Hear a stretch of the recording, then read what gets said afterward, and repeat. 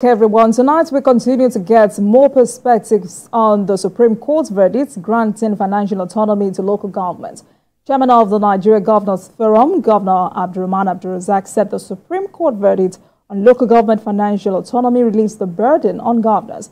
It looks like he isn't speaking for other governors, as Governor Seyi Makinde has described that judgment as a distraction, saying the country must face the real issues. But the Nigerian Union of Local Government Employees and the Association of Local Governments of Nigeria have urged the Nigerian Financial Intelligence Units to track council funds and prevent their diversion to state governors by council chairmen.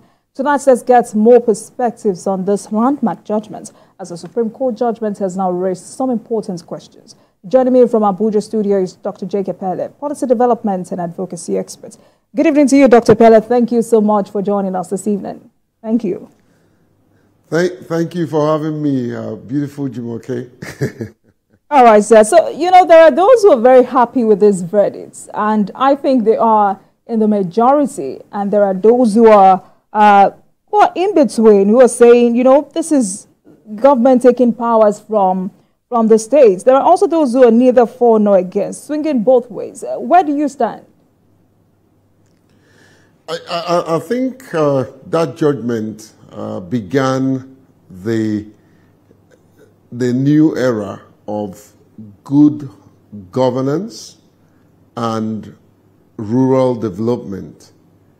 If the administrators of this local government will do the needful, I think it's the beginning of good governance in the local government system in Nigeria, and also the beginning of freedom from the hands of governors that hitherto had either withheld funds or one way or the other delayed giving funds to local government chairmen. And I dare say that it is not all the governors. There are some, and there are many of them who had also complied. But it's the beginning of good governance and a likelihood of good development that will come to the rural areas. But I have a concern. My concern is, from legal perspective, I think it's the State Assembly that will function and do the oversight function for the local government. There has to be a very straightforward and concrete procedure by which the State House of Assembly will carry out their legit function. But it's also important that this could also be a good signal for the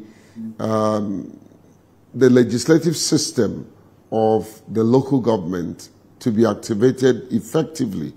The local government do have legislators, they're called councillors, and many of them have been operating more or less like a rubber stamp.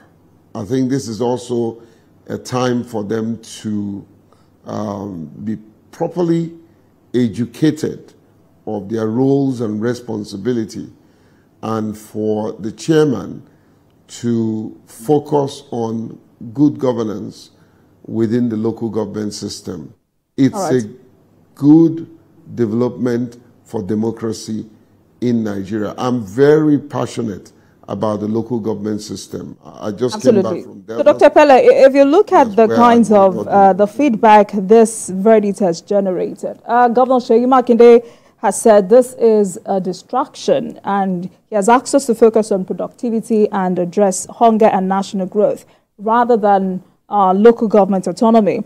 Former governor of Delta State has also said the federal government has no rights to interfere with the administration of local governments under any guise whatsoever. You also have Pan-Yoruba social political group, Afenifere, has described this as judicial conspiracy against the Nigerian states and its federal principles. What are your reactions to this feedback? I mean, everybody is entitled to their opinion. just like I'm entitled to mine. But I've been a follower and one who has been developing framework for local government systems. I've been involved in developing electoral guidelines for a number of states. I think it's a huge step and a good step in the right direction to getting governance trickle down to the rural dwellers. I don't see any individual who truly respects the Constitution. What the judgment did was to uphold the Constitution, you know, and for anyone to kick against it. Anyway, that individual is wasting their time because... But Dr. Pele, when Governor Makinde says... Dr. Pele, when Governor Makinde says instead of local government autonomy, we should focus on productivity and ending hunger. Now, don't you think that statement is an indictment on him and his colleagues? Because Nigerians have continued to say these governors have continued to ignore how they can produce more, generate more revenue and feed their own citizens instead of relying on federal allocation every other month. Well, it gives more. It's not only, I took time out to look at the judgment. It didn't just speak to financial autonomy. It also gave them more power to generate revenue within their locality, you know. And for anyone to think that when more resources is given to a particular government system and that government system will not be able to work to end hunger and to bring development, I think that's not right. You know, I know for sure if the governors will not interfere, if they will allow them, and of course now the funds will be the 20.6% allocation that goes to the local government chairman will be transferred directly to these local government chairmen, their local government account. And I think what we should be talking about is what mechanism that we will put in place to ensure transparency and accountability. The practice that has happened in the past up to this moment is... Dr. Pele, we'll get there in a minute. But let's look at, I mean, it's also very important for us to look at the concerns that have been raised. One other concern is the distributable pool account, which looks like the issue here as obtained in Section 162, subsection 5 and 6. Now, has this judgment now somehow expunged this section of the law, or do you think that part of the law should have just been amended by the National Assembly? Well, Jumoke, the point here is this is a judgment by the Supreme Court. That's the supreme law-making, law interpretation institution. It cannot be reversed. These judges must have gone through some of the issues that we're throwing up right now as lacunas, and in their own judgment came out with this decision. Unfortunately, there's no other court to go and reverse it. What we need to look at if there are contradictions within the Constitution and any other relevant law, those laws need to be repealed in order to accommodate. And of course, if for any reason anyone feels that this judgment contradicts any aspect, any clause in the Constitution, it's in that person's position to probably pursue a constitutional review mechanism that will begin to point out some of these lacunas and correct them. As far as I'm concerned, for the interest of democracy and good governance, this is the right step in the right direction. If only the local government chairmen who are going to receive these funds will use it for what they are expected to use it for. And that's why I said there must be accountability mechanism to checkmate them so that we can hold them accountable. It's a good thing. It's a new era. I think the communities, the traditional rulers within this local government should hold, including the subnational assembly, should hold these chairmen accountable and compel them to bring development to the rural dwellers. And I think also where it is judiciously spent, it will take care of issues of hunger that His Excellency Makinde was talking about. All right, so you know, because the court also said this judgment is with immediate effect. So what happens with the other 20 states under the supervision of caretaker committee whose funds will now be held onto because there are no democratically elected local government chairmen in their respective states? How do we manage the transition period? Well, what we need to understand here that lives are involved, and that most of these local governments, of course, have staff, and these staff have dependents as family members, you know. And so without necessarily, although legally the issue of caretaker committee taking, which I see as a temporary measure, when the expiration of the tenures of this local government expires. Unfortunately, the right thing to do is to call for election and hold election so that as they are exiting their office, duly elected chairmen and councillors of the local government will take over. Unfortunately, for some states, they have given excuses. Some of them had given security excuses. Others have said they just came into office. They need to settle down to be able to conduct what will be called credible, fair, and inclusive election. You know, so for me, if that tenure of the caretaker committee is not stretched to a point where people will begin to question, if they are coming in to bridge the gap for a month, for two, it's understandable. But legally, it is not in the legal provision. And therefore, sometimes I think what they are doing is what the lawyers will call doctrine of necessity. However, the right thing to do is to bring elective individuals. So we cannot, Jumoke, I wouldn't be on national television advocating that the funds cannot be transferred to them because there are dependents, staff, the operations that goes on within the local government system. You can't shut it down and say, okay, for 3 months before the election, nothing happens. I think, and there is no, whether you're present or ex-governor, that have not done this one way or the other. Everyone, even those who are criticizing it now, they had done it previously. You know, the fact that it's done previously is not an excuse to break the law. Absolutely, absolutely. And I also want to ask, do you think the issue here is where the money goes to, or the legitimacy of the mandate of the person to whom the money goes to? Because in a situation such as ours, where local government elections are won by ruling parties and supervised by governors. I mean, look at the just concluded local government elections in Delta and Adamawa states, where PDP won all local government areas in both states.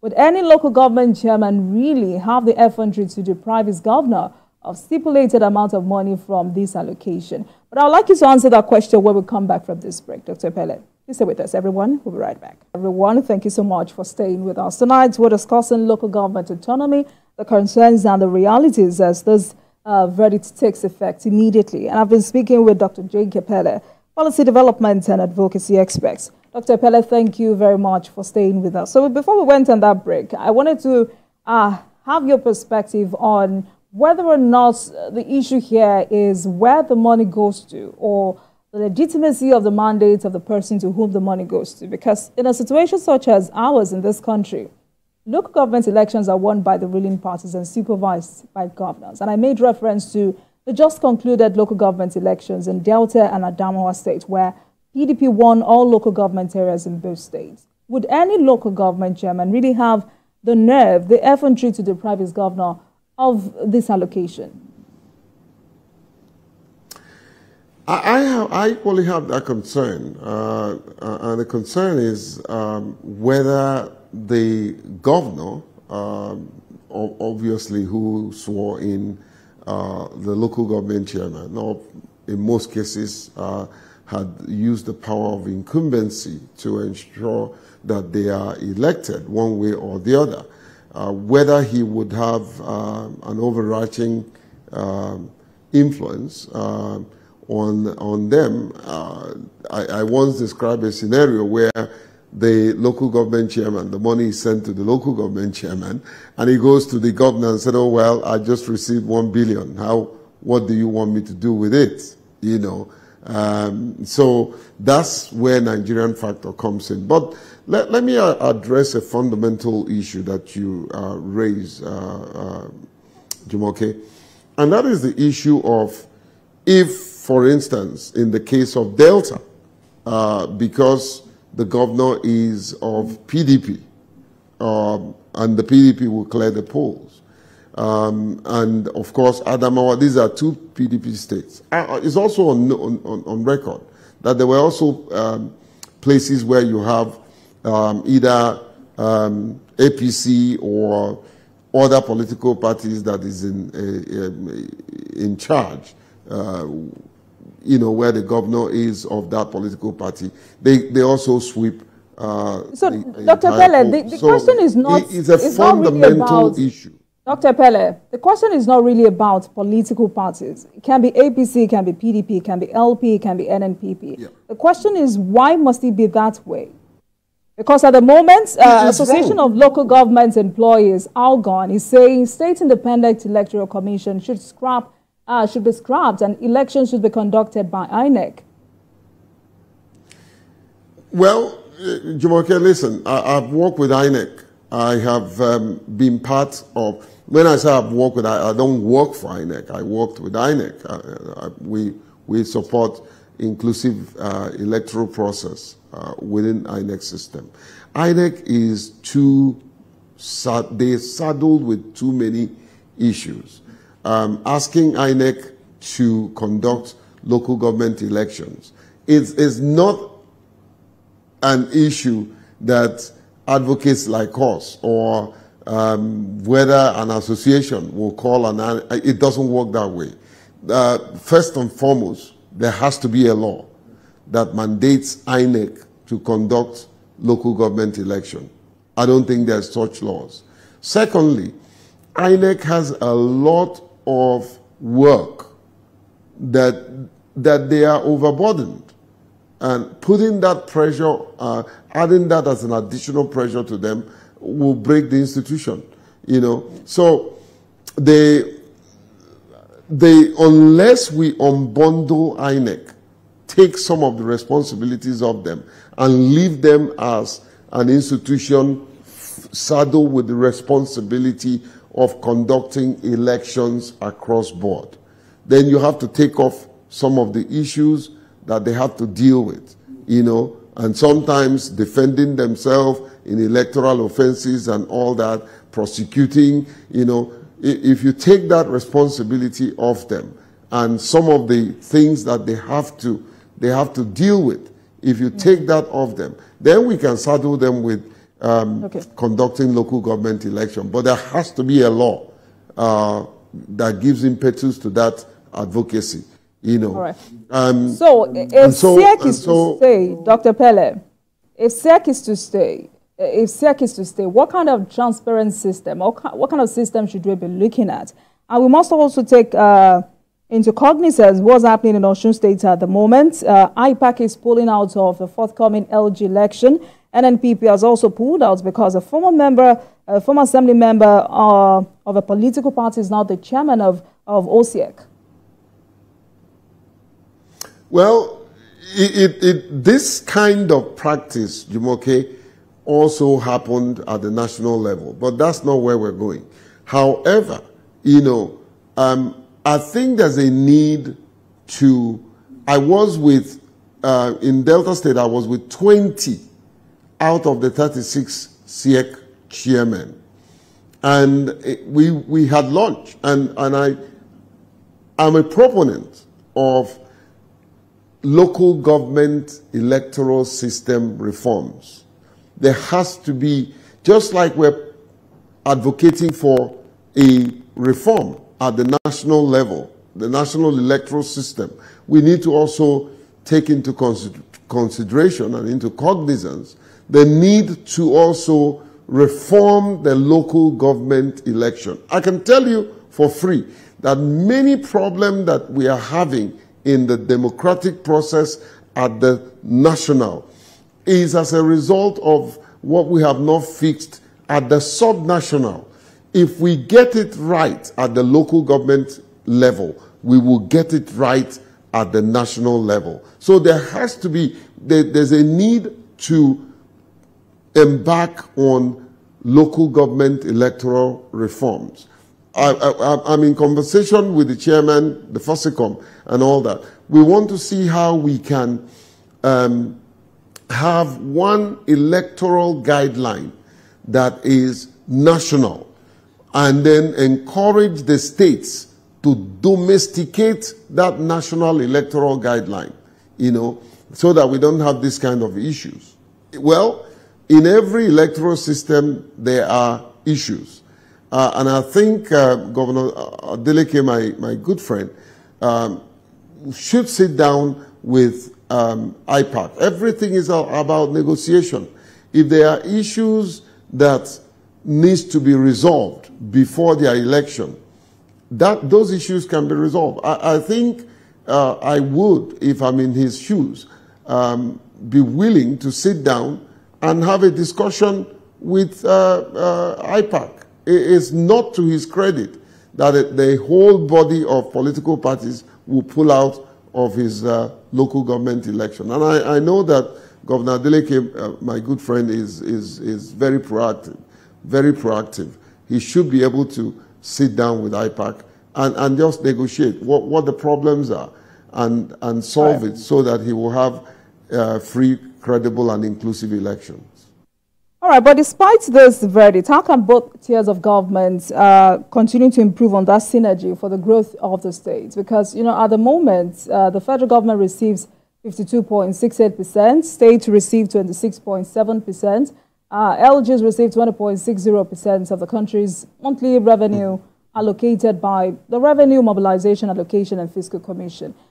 The president already said he will renegotiate this sharing formula, and the federal government is also increasing VAT share for states. But there are some local governments that cannot survive on the FAC allocation without help from the state, either through extra funding or infrastructure service support. Take, for instance, some local government areas in Lagos. The number of local governments in Arotine-Tiosa alone is enough headache. The local government staff, primary health care centers, LGEA schools, environment markets. So, despite this verdict, how can both tiers of government continue to improve on that synergy for the growth of the states? Well, the local government system needs to be autonomous, yes, but the local government is part of the state government system.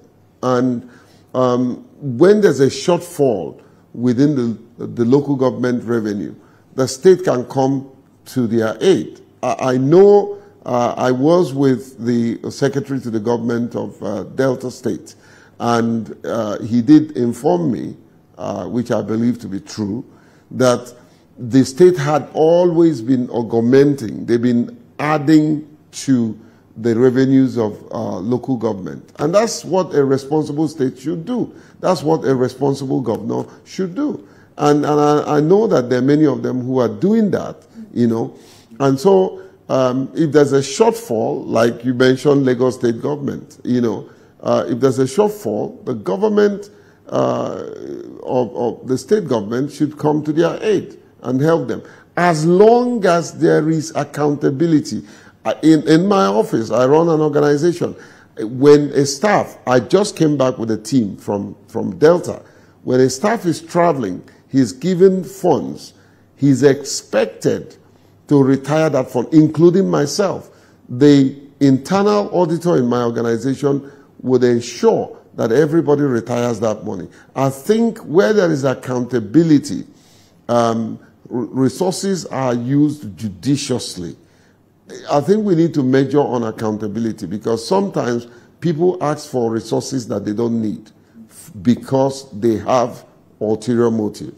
So transparency, accountability, holding them accountable to deliver on good governance, ensuring that wastages are taken care of so that people don't put money where it doesn't need to go into, you know, and then make sure that whatever project that anybody is doing, you can say of a truth that due process was followed in the award of that contract. Any responsible state government should come to the aid of a local government that is struggling. That's the responsible thing to do. But also, Dr. Pele, what capacity do they have to generate revenue? Well, that's part of the thing that I expect any sensible, responsible local government chairman. And I'm not saying there are irresponsible ones. I'm saying any responsible leader should be strategic, should be intuitive, should look inward and see what can I do for my local government to generate revenue. The first thing is your fiscal policy. You need to look at what are the measures by which money is budgeted, money is spent, money is generated. You know, it is not an opportunity for you to empower young boys that sometimes behave like thugs, that will be on the road and harassing people and insisting on unnecessary taxes. But if you take a good tax consultant, I mean, the president did it in Lagos, and I'm sure there's a reform that is going on at the federal level. You know, nothing stops any local government chairman sitting down with experts to say, how can we generate revenue in my local government? How can we ensure that we increase our internal revenue generation? You know, once you sit down with experts, they'll be able to tell you what to do. Look at the issue of taxes. Look at, and some of this local government, Jumoke, nothing stops them from taking up investment. Investment that they know is not risky and will become injurious to the finances of the local government. You know, Dr. Pele, some Nigerians have said reform their tax system. Talking about tax, so some Nigerians have said it would only be fair that a portion of local taxes and levied administered by state governments should be returned to local governments to support their development and effective delivery. What do you say to this? I agree. I mean, everyone has fares, and there's also revenue generation and sharing formula. You know, if, for instance, the local government in Almac, where in Abuja, you know, generates funds within its locality, you know, there's always that procedure where that local government can sit down, or in a state, in the case of a state, and whatever is generated collectively is shared between the state treasury and the local government treasury. You know, there could be a joint revenue generation process and strategy that would bring money that will go to both the state treasury and the local government treasury. So when we talk about accountability, absolutely. So talking about accountability, how do we ensure that local government chairmen do not become mini governors? Is the fact that they do not have immunity enough to bring them to book when they go out of line? And will the councillors also be independent of the chairman? Because really, we cannot continue to use the same system. Many Nigerians say are already compromised if we need a different result. Well, Jumoke, one, proper budgeting with budgeting templates and mechanism. You know, proper budgeting. When you get involved in budget processes and you overload your budget layout, and of course, at the end of the day, there is it's a way of promoting corruption. You know, so proper budgeting, proper accounting, and transparent way of expenditure. You know. Having a proper and credible process of procurement, you know, going into your staff and salary structure to ensure that ghost workers are not paid. You know, there is this practice of many so-called local government staff that lives in the metropolis that they will only go home to go and take salary. And some of the local government chairmen also, they are fond of just get the money and share it within their political godfather and some of the core local government council, core local government staff and councillors. These are common practice. If they will stop all of that and focus on good governance and focus on development and bringing development to their people, that would be the best step to take in order for them to give, ensure that the people will benefit from their leadership. You know, the problem is when you have a bad leader who focuses on himself or herself only at the expense of the community, you have, this is what you get: bad governance. All right. Lack of development. You know, so proper budgeting, good governance,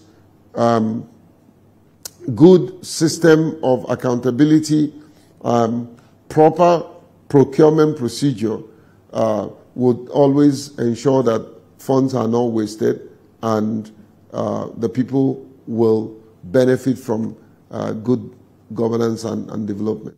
Right. So when do Nigerians begin to hold these local government chairmen accountable? Yeah, I mean, I can tell you for free that my organization, we're looking at how we can support local government, many of these local government. And we've done a number of, for instance, governance and good governance system framework for a number of states, and many of them have embraced them. And if they follow that structure, some of the things that we're discussing here as negatives will not be there, you know. And so good leadership, good accountability, proper framework for ensuring that whatever they do, someone can sit back, monitor and evaluate and say that this has produced good dividends, is the way to go. Nigerians, CSOs, must come out, just like we follow the federal government money. Just like SERAP is one institution that had taken the government to court over budget issues. This is the time for everyone to focus on the local government and hold those who are in the leadership of local government accountable where they are found wanting. All right, Dr. Pele, so what you're saying tonight is these local governments will flourish, will survive without hustle if they're sincere with the budget, proper budgeting and revenue generation. Is that it? Guaranteed, yes. They have every opportunity to prove themselves. Peradventure, Jimoke, this is a litmus test for some of them to grow in leadership. Many of them will go from being a local government chairman to the State of House of Assembly, and some of them might jump the State House of Assembly and come to the National Assembly, and who knows, tomorrow they will probably become Senate presidents and vice president and president. Leadership is bottom top, is not top bottom. And for me, even in my advocacy, I have always been a proponent of persons with disability to go back to local government election. Go and contest as councillors, as chairmen, and grow your political experience and skills so that when you're ready to come to the sub-national assembly, you become relevant and you have a political success story. And so any local government chairman who wants to serve his people, who wants to be remembered for posterity, this is your shining moment. This is the right time. You have a lot of resources in your hand. This is not the time for you to buy SUVs and marry 5 wives. This is the time for you to work for your people so that at the end of the day, the people will see that you have put the resources that you're giving and had given them good development. I think it shouldn't also be just the responsibility of the State Assembly. I think traditional rulers also, needs to get involved. Some of these local government chairmen are their sons and their daughters. They should be able to go to them and say, look, we know that you're getting 20.6% from government allocation. What are you doing with it? Hold them accountable at the local level. Yes. Dr. Pele, with this autonomy, it won't be bad to see a former assembly member go back to become a local government chairman. It will be very interesting to see that as well. Thank you very much for joining us this evening, Dr. J.K. Pele, policy development and advocacy expert. Thank you so much for joining us for this conversation. Thank you, sir. Thank you, Jimoke. It's always a delight being with you, and thank you for my very good friend Babajide and the family of